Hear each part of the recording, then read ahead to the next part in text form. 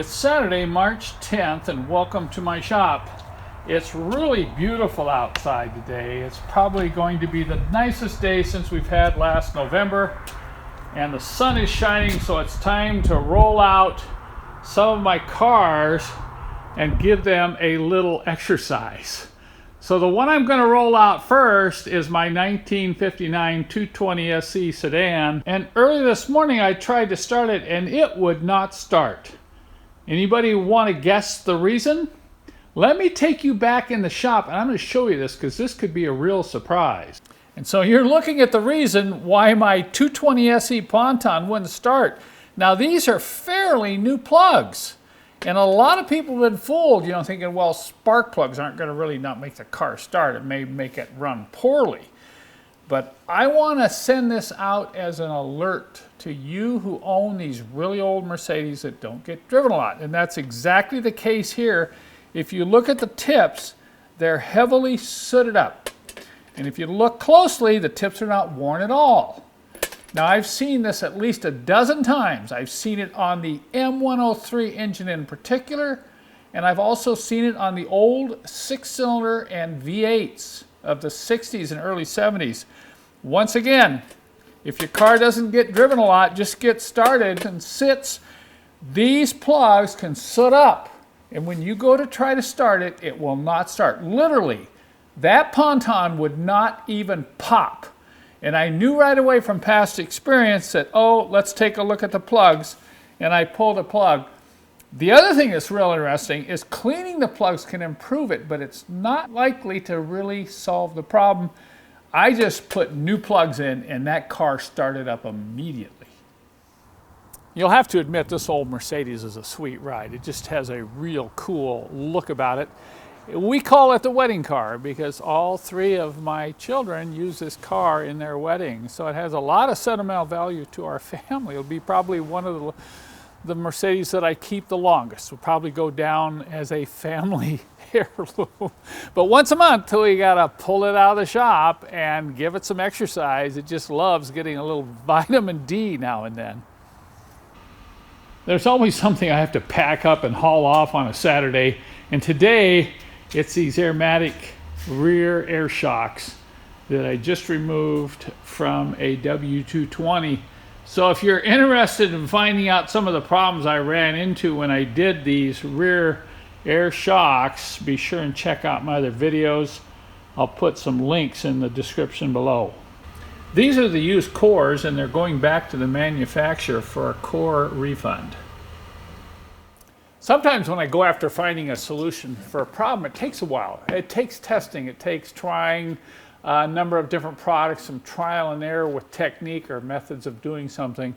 But the thing I've been focusing on recently is trying to get these windows to move up and down more easily. Now, windows that go up real hard and down real hard are the #1 cause of window regulator failure. So if you're going to be going after problems with window regulators, which these old cars do indeed have, you need to figure out why the glass is moving so stiffly inside these channels.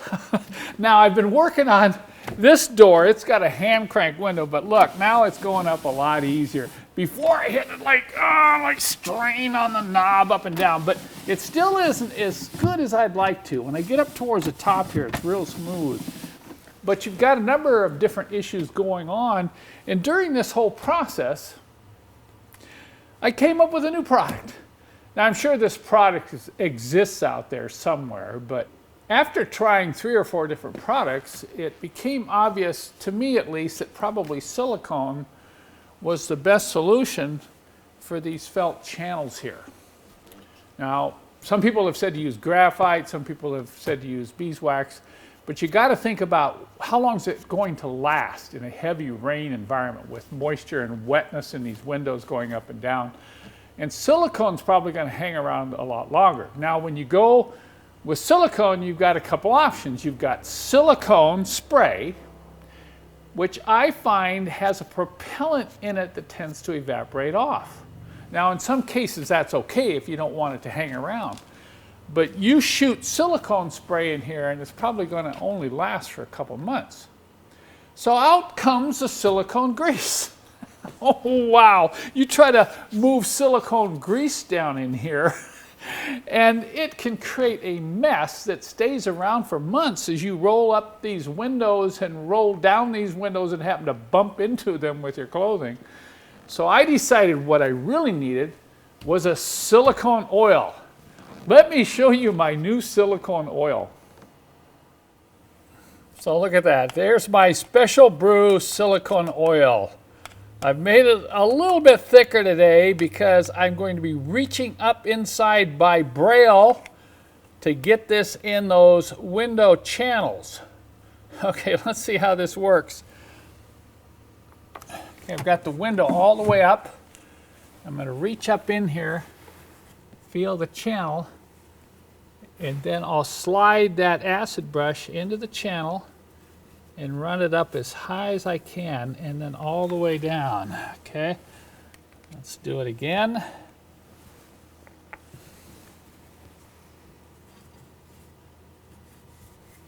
You know, I tried this last week with silicone grease, and what a mess. So the oil holds onto the brush and goes in and works right into that channel a lot more easily than grease does. Okay. Now, let's go this way.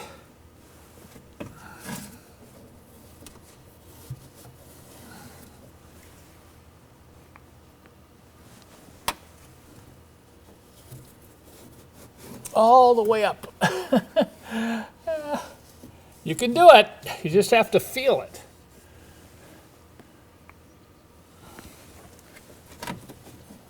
All the way up to the top. This is one time you definitely want to wear gloves, and you definitely want some shop towels handy, even a shop towel rather than a paper towel, to get the silicone off your fingers. All right, let's see how this works now. Look at that. All the way down, all the way up, without straining anymore. As a side benefit, you can also use the silicone oil on these rubber door seals. You know, the problem with silicone spray is you get it on your paint. If you ever have to paint anything, it's not going to be very good. But the nice thing about this silicone oil is I can control where I put it. I mean, if I wanted to, I could even keep it off the glass like that. And when you put this on the rubber, just leave it. Let it soak in. You can come back in maybe an hour and wipe it down once the excess kind of soaks into the rubber you're trying to protect. But look how you can put this on these door seals. You can see I'd put this on a little bit earlier. And it softens up the rubber, eliminates door squeaks, and prolongs the life of the seal. So there you have it. Another miracle product from Mercedessource. So you see, that's pretty cool. And you can mix it so you get just the right viscosity you want. And I want it a little bit heavier than syrup. So now that's looking pretty good. I'm not sure whether that's going to be the ultimate solution, okay? But there's one thing I need to do, because as I've been working on this door, listen to this. You've already heard this. Every time I open this door, it's like, oh man, I'm going to break something here. So I want to change the check strap. And while I change this check strap, I want to show you something that you should be aware of. Now, I've got 2 or 3 other videos on door checks, so it's not a big deal. You all know how to probably change these if you've messed around with old Mercedes. But I want to show you a little bit about what causes those door check straps to fail, and then I'm going to show you what you should do with the new one when you put it in to make sure it lasts a long time.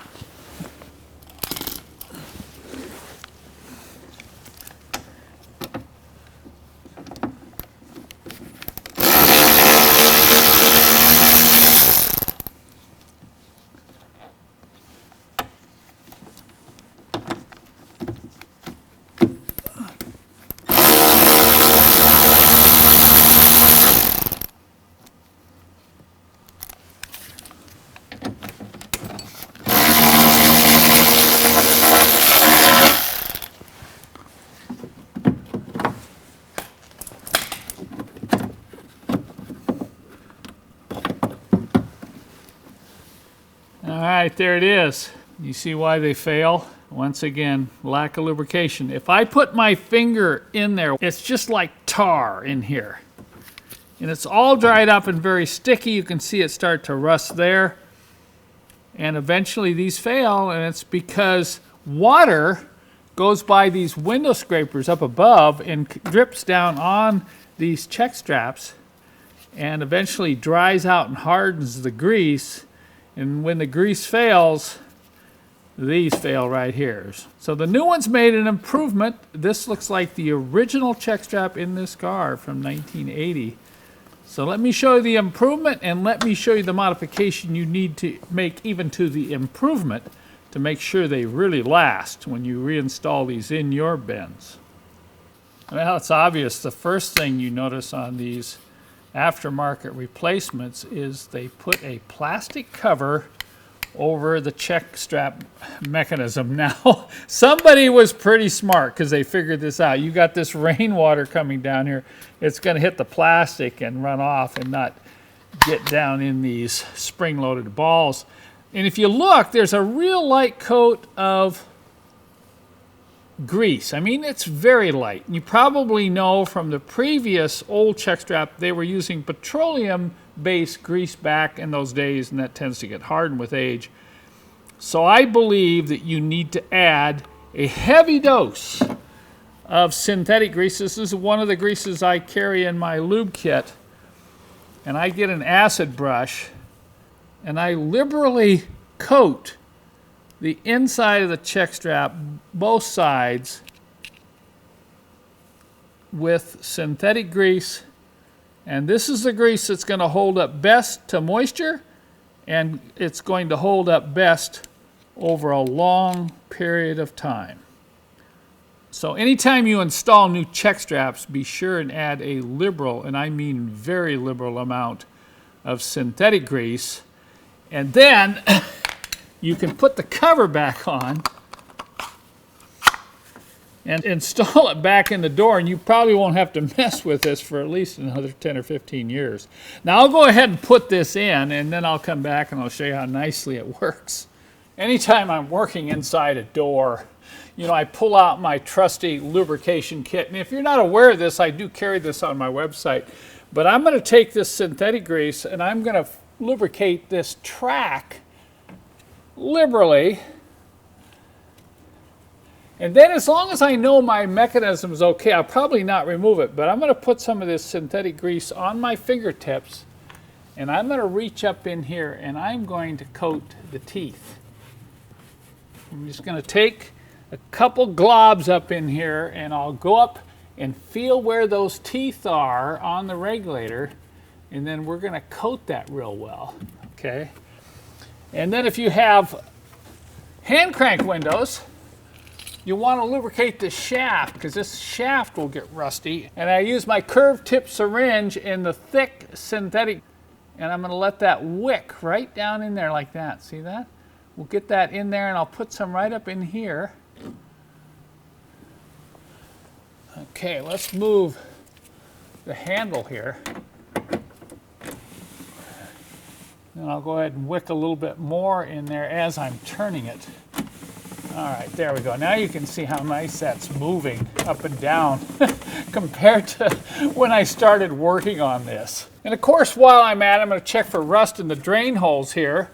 That's the side window scraper. That's real clean. And then I'm going to go ahead and lubricate any of these mechanisms, including the door latch mechanism. Let's talk about this door latch mechanism. You know, it may get lubricated out here once in a while, but it never gets lubricated in here, and this gets a lot of moisture and eventually it'll seize up. This is why you can't get the door open, because something will be going on in here. Now, in the past, I've recommended using some sort of quality spray lubricant, but I found over time, once again, that kind of goes away. And so I'm back to one of my favorite products, which of course is that which is the thick, fully synthetic oil that I carry in my lube kit. It's a very high quality oil with some really good anti-friction and anti-corrosive additives. And what you can do is take the curved tip syringe, you may have to trim a little bit off and then put a piece of plastic tubing on it. This is typical of vacuum lines in most Mercedes-Benzes. Now I'm going to use this tube to reach up in there and lubricate any moving parts I can see, and there's a lot of them. And I don't care if this drips down and gets on everything, because a residual amount of this thick synthetic oil will stay in place. But you won't be able to do this without a good light to get down in behind here and lubricate the entire mechanism, the pivot points, the latch, and you can see the springs. Just lubricate it all and then come out on this side and let it soak down in here. Now you can use a bigger piece of plastic. I've got this one here if you want. This is like 1/4-inch plastic you get for refrigerator ice cube makers. You can shove this on, and that's going to give you a lot more volume of oil, but it will work. You can see how you may have to back off on the plunger pressure a little bit.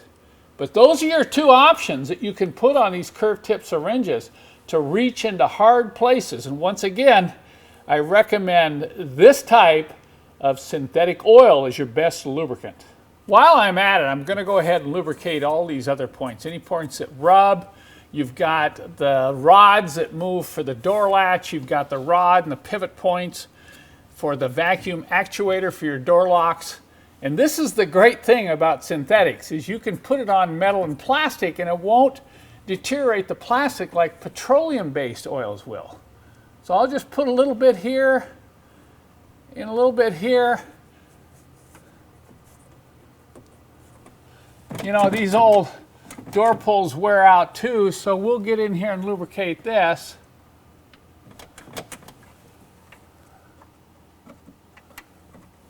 And we'll lubricate this.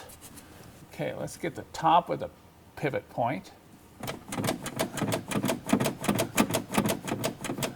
Look at how much nicer that's moving now. You can tell already. And I can just take a rag and come in here and wipe off some of this excess. Just leave a light film on there. And even getting a little synthetic lube on this foam isn't going to really deter it like petroleum-based oil or sprayed lubricants would. All right, there you have it. Now, let me show you how this works from afar. I didn't intend to spend this much time on the door today, but once I got into it, you know, I wanted to make it right. Now, check this out. Look at this. And just lightly pull on the handle, and that goes to the first stop, goes to the second stop. You can see that earlier with that damaged check strap, it wasn't even opening all the way. And check out the window. Just easily crank the window handle down and crank it up. And I pull on the door pull, and once again, this is how a Mercedes door should close.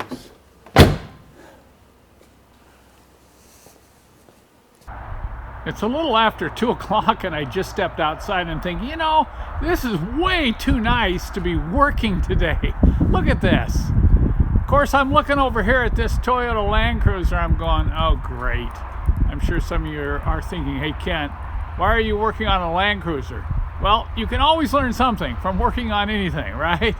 So let's flash back to some of the scenes this past week as we had to struggle with this Toyota Land Cruiser. Well, not willing to give up on the Land Cruiser just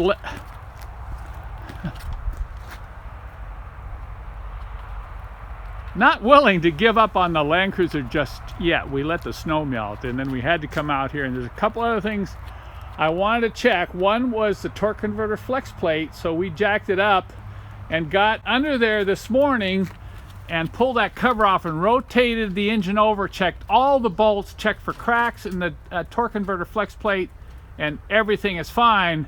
So that's not the problem. So we're going to have to consider pulling the pan and pulling the head if we want to go any further. You know, earlier I was hoping to get all these cars out and line them out in the sun and kind of run them all, but that doesn't look like it is going to happen. But there is one car over there behind that door that I am going to pull out and drive home today when I leave here.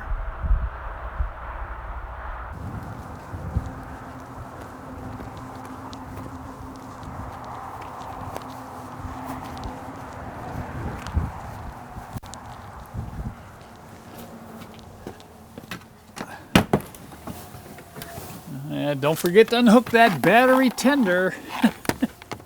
That can be kind of embarrassing. Try backing out of your shop with a battery tender hooked up.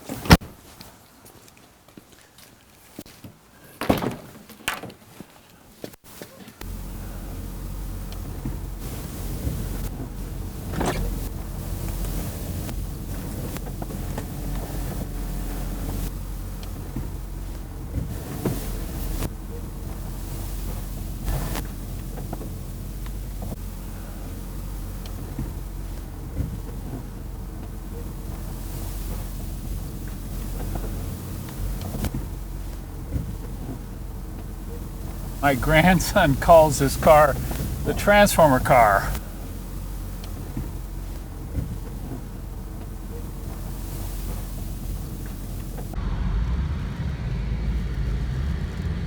You know, there's nothing like top-down cruising on a beautiful summer day, especially when you can put the pedal to the metal.